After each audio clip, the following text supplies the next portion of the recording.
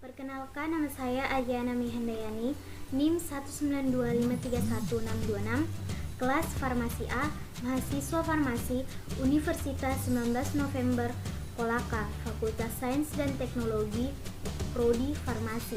Baiklah, mata kuliah farmakologi molekuler, saya selaku mahasiswa akan memaparkan atau mempresentasikan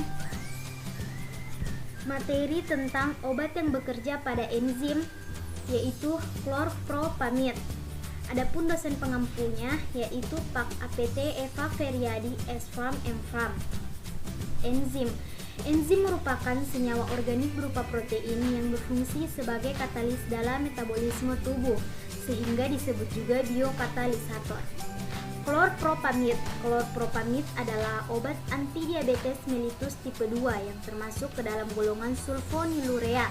Seperti sulfonylurea lainnya, klorpropamid menurunkan kadar gula dengan cara merangsang pelepasan beta sel dan mengurangi output glukosa dari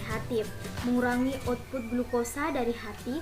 Pada pemberian jangka panjang, obat ini juga mempunyai efek ekstra pankreas yang bisa meningkatkan sensitivitas insulin pada situs target perifer. Klorpropamid dan antidiabetes golongan sulfonylurea lainnya hanya efektif jika aktivitas sel beta pankreas masih ada.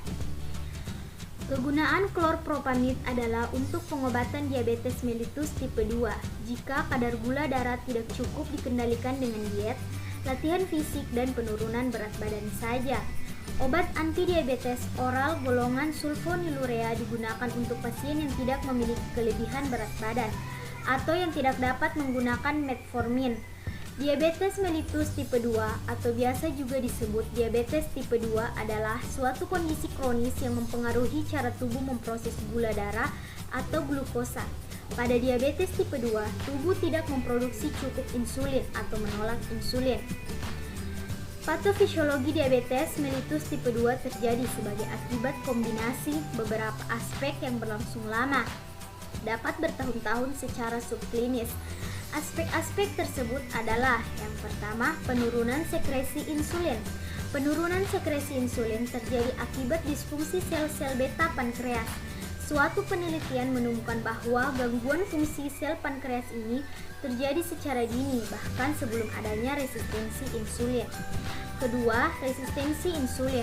Resistensi insulin akan terjadi bila alur penyimpanan nutrisi yang bertugas memaksimalkan efisiensi penggunaan energi terpapar terus-menerus dengan surplus energi.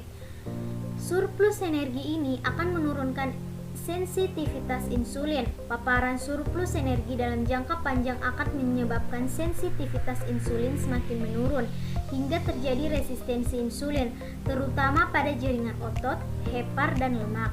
Resistensi insulin akan menyebabkan penurunan asupan glukosa perifer, diiringi dengan peningkatan endogen produksi glukosa oleh hepar melalui proses gluconeogenesis. Selain itu, jaringan tubuh yang tidak mendapat energi juga akan memecah lipid dalam jaringan sel lemak sehingga terjadi katabolisme lemak tubuh dan atau lipolisis. Yang ketiga yaitu ominous octet. Resistensi insulin dan penurunan sekresi insulin akan menyebabkan terjadinya ominous octet yang menyebabkan terjadinya hiperglikemia. Ominous octet adalah gabungan dari kondisi berikut. Pertama, penurunan sekresi insulin. Kedua, penurunan efek inkretin. Ketiga, peningkatan lipolisis. Keempat, peningkatan reabsorpsi glukosa. Kelima, penurunan uptake glukosa perifer. Keenam, disfungsi neurotransmitter. Ketujuh, peningkatan produksi glukosa oleh hepar. Kedelapan, peningkatan sekresi glukagon dari sel-sel alfa pulau Langerhans. Keadaan hiperglikemia yang terjadi karena ominous octet ini dapat berlangsung selama bertahun-tahun secara subklinis sebelum gejala klinis penyakit muncul. Adapun mekanisme obat klorpropamid.